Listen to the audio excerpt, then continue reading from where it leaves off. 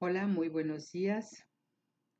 Soy la doctora María Luisa Trejo Sirven, profesora investigadora de la Facultad de Lenguas, Campus Tuxtla, de la Universidad Autónoma de Chiapas. Estoy participando en el 14 Encuentro Internacional de Investigadores de Lenguas, Literatura y Educación, que se está desarrollando del 6 al 8 de mayo de 2021.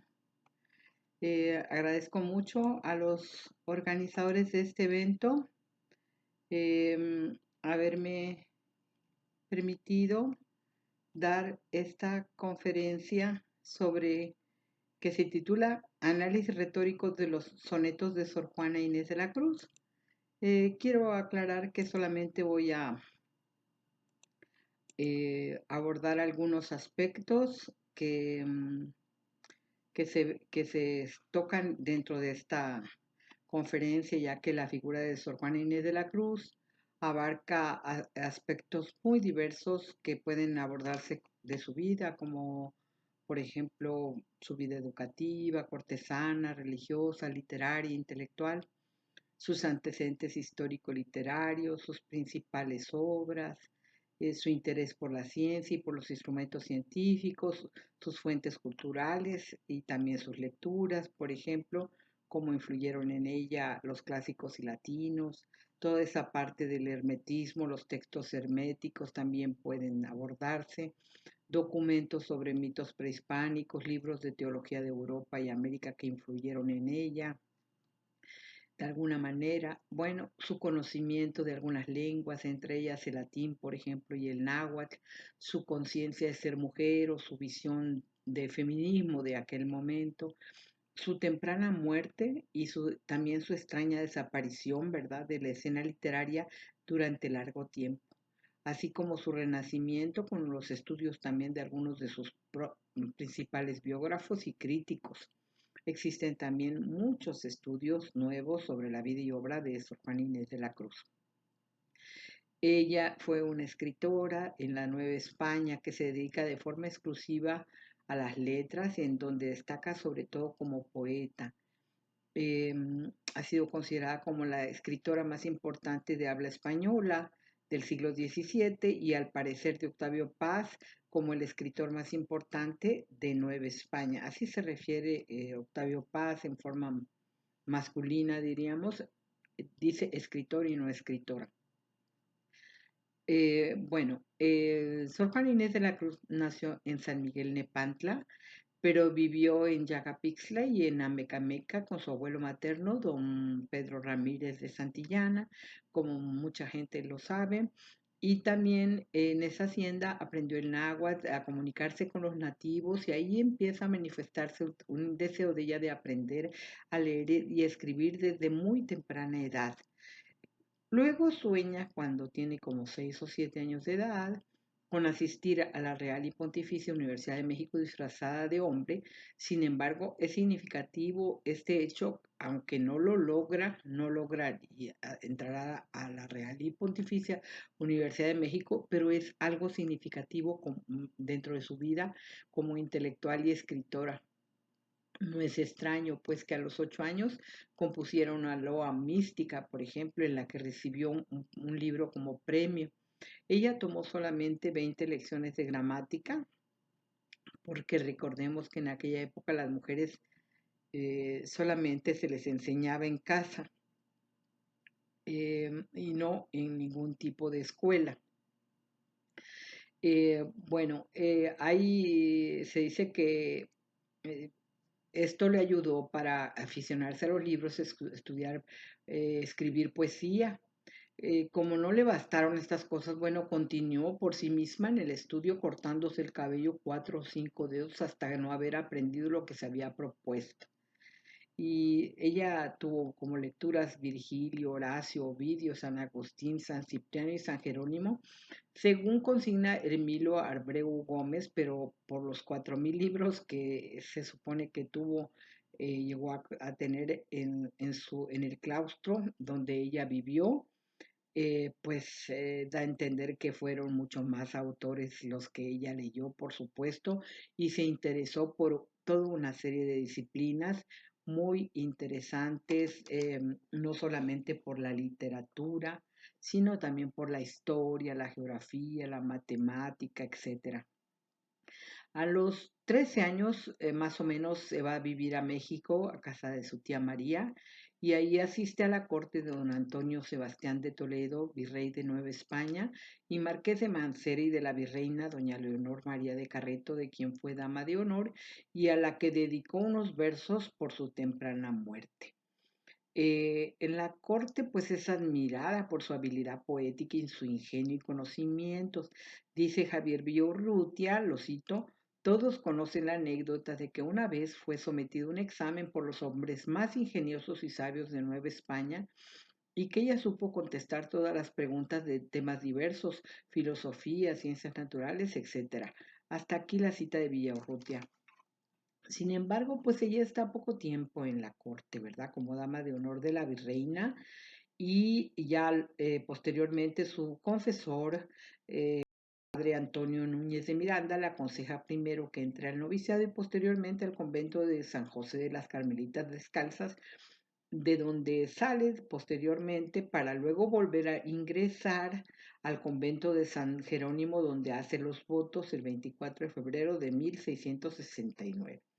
Sor Juana escribió poesía amorosa, popular, pero también dominó la poesía culterana. Escribió teatro religioso y profano. En su obra lírica, romanzas, las redondillas, las endechas, las silvas, los villancicos y las liras. Y en su producción poética sobresale su vasto poema filosófico, al que sus editores pusieron el título de Primero Sueño. Bueno, Sor Juana también ha sido vista en décadas recientes desde su situación de mujer que pudo alzar la voz, diríamos, en defensa de los derechos de la mujer, y en sus escritos pues se ve esta visión feminista que ella plantea, muy adelantada para su época, por cierto. Paz dijo también, refiriéndose a Sor Juana, que, lo cito, que por primera vez en la historia de nuestra literatura una mujer habla en nombre propio.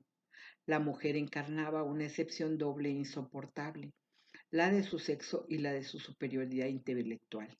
Bueno, también escribió en prosa el Neptuno alegórico, también tiene también, por ejemplo, la carta atenagórica, dos oraciones y textos de meditación de los ofrecimientos del Rosario de la Virgen de los Dolores y los ejercicios devotos de la Encarnación, tres escritos expiatorios sobre la purificación, así como una explicación para el misterio de la concepción, una protesta de fe, una petición al tribunal divino y la respuesta a Sor Filotea de la Cruz, de carácter epistolar y que constituye la autografía que dejara hecha Sor Juana. En el 95 del siglo pasado, en 1995, se publicó una obra de teatro titulada La Segunda Celestina, la cual se le atribuye. Han surgido también algunos otros textos que le atribuyen otras dos obras, por ejemplo, como El Oráculo de los Preguntones y el Libro de las Suertes y Adivinanzas, que contiene sonetos, alegorías y poesías en general, aunque todavía pues nada más se le atribuyen, ¿verdad? No tenemos esa certeza. La designación de décima musa fue publicada por primera vez en una edición póstuma, hecha hacia el año de 1700 en Madrid, ¿verdad? Ahí se alternan algunos calificativos como musa mexicana, musa décima, única poetisa americana, Fénix de México, en diversas combinaciones, y también pues se le llegó a llamar único Lope omnipotente en la otra orilla de las Españas. Y bien, pues con relación, diríamos, a lo que sería el tema que nos ocupa, podemos decir que la literatura, la teoría literaria ha sido también llamada ciencia de la filosofía de la literatura y más específicamente poética, ¿verdad? Esta ciencia trata sobre las leyes que rigen la creación poética y bueno, hay mucho que hablar sobre todo lo que es la teoría literaria y también cómo a veces dice Lázaro Carater que la aparición, por ejemplo, de la lingüística, también que estudia el lenguaje, se confunde a veces con otras ciencias, pero hay que distinguir que la filología estudia el lenguaje con la finalidad de la comprensión de un texto, ¿verdad? En cambio, dice, por ejemplo, Alfonso Reyes, que la ciencia de la literatura es aquella crítica a quien está confinada la conservación, depuración e interpretación del tesoro literario, decía él, pero refiriéndose a lo que sería la crítica literaria, ¿verdad? Con respecto a lo que sería la preceptiva, que corresponde a la retórica y a la poética también, todo esto, diríamos,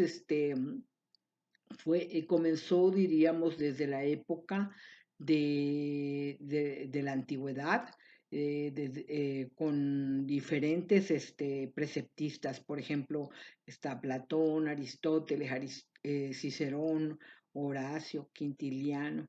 Y bueno, se dice que en Grecia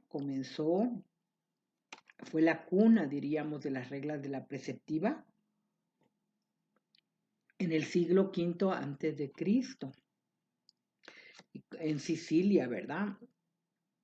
En Grecia también ya, unos siglos después, Aristóteles escribió entre sus obras la poética y la retórica, estudios dedicados a la creación de los géneros literarios. Y bueno, es muy amplio todo lo que habría que comentar sobre el estudio de la retórica de Aristóteles y cómo él va dividiendo, diríamos, estos, estos estudios. Bueno, con relación a lo que sería la retórica en Roma, tenemos que fueron Cicerón, con sus obras de invención y retórica ad Herennium, y también Quintiliano con su obra Institutio, Oratoria, quienes se ocuparon de la retórica en Roma. Y ya después, esta tomaría algunos matices luego ideológicos en la época de la decadencia imperial, ¿verdad? Y Cicerón dividía, por ejemplo, las figuras en el de oratorio, en figuras de pensamiento y figuras de palabras. Por ejemplo, Quintiliano ya posteriormente divide la retórica en 5 partes: invención, disposición, elocución, memoria y acción, todas ellas referidas al discurso.